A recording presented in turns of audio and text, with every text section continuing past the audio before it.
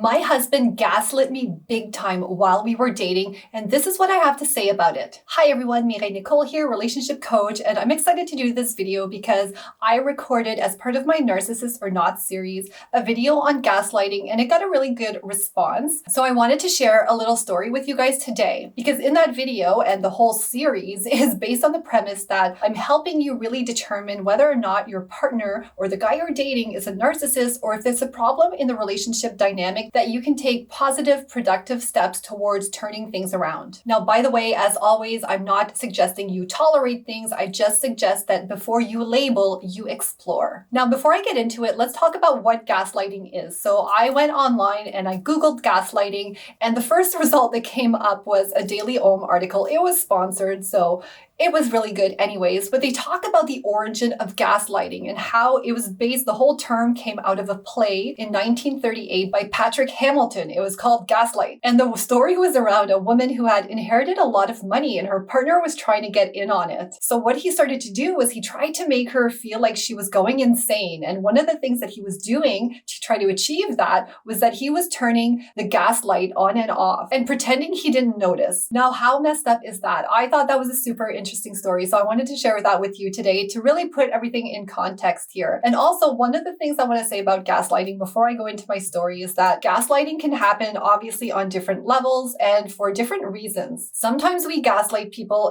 unintentionally or unconsciously. And one of the examples the article was sharing that really struck home with me was even as a mother, because I'm a mother and some of you watching might also be mothers, is sometimes when maybe your kid gets hurt or something and we're like, oh no, don't worry, it's not that bad, right? Anything that kind of dismisses someone's experience or opinion or belief or thought on something can be perceived as gaslighting. And in the same way, this can also happen in our relationships. Obviously, it can be done at a subtle level, like that example. And another example the article shares is if your partner's saying things like, oh, I can't believe that's still bothering you, referring to something that happened in the past, right? Trying to diminish your experience. And obviously, it can happen at bigger levels, which when we talk about narcissism, usually they're a lot more, there might be some of those micro gaslighting moments, but sometimes there are really big moments too, right? And the example again in that Daily Ohm article talked about, your partner deleting some text or some emails and then trying to pretend or deny something happened. But the thing with gaslighting and with a lot of these terms that get thrown around in relationships or in psychology or in personal development is that there's often a fine line. And this is what I get really passionate about helping you determine. Because especially in relationships, you will find that you and your partner sometimes have actually different recollections of some things that have happened in the past or what's been said during an argument. And both of you are going to think you're right. And naturally, both of you are going to try to defend that point of view and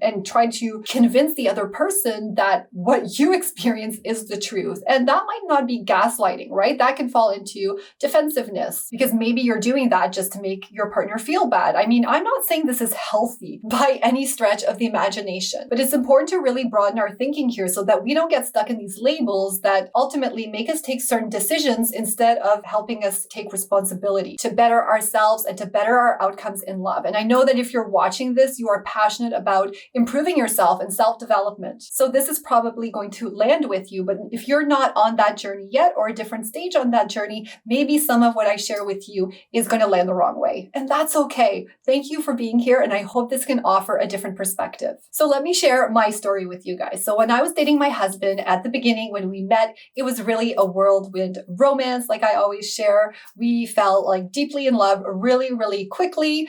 Some of the stories I could share with you might make it sound like it was love bombing. That's a whole other topic I love talking about on this channel. But in this instance, we had really strong feelings right off the bat and we were really excited, right? And even in the beginning, we were talking about marriage and I had been married before. My partner, my husband had not ever been married at that point in time, but we were still talking about marriage for ourselves. Things were going really, really good. But what started happening, because I didn't have a lot of the relationship skills, communication skills, negotiation skills. I didn't understand feminine energy. I didn't understand what men needed and wanted in a relationship. I started noticing that our relationship started going downhill. And after a few years, all this talk about marriage started going away. And when things were really bad in a relationship, it got to the point where my husband was saying, I don't want to get married. I never wanted to get married. I've never wanted to get married since I was a kid. I never got married, which is the truth, right? He had never been married before me. But I remember clearly in the early days of our relationship, relationship where we would talk about our wedding day and who we would invite and what we would do. So at the surface, if you just look at the story, and if I just looked at that story on its own, I could have seen that as gaslighting, right? He's trying to convince me that he never wanted to get married, even though we talked about it. And gosh, the topic of marriage is a big one, right? In a relationship. So for the rest of the story, what ended up happening is I realized that was a point in our relationship where we were really,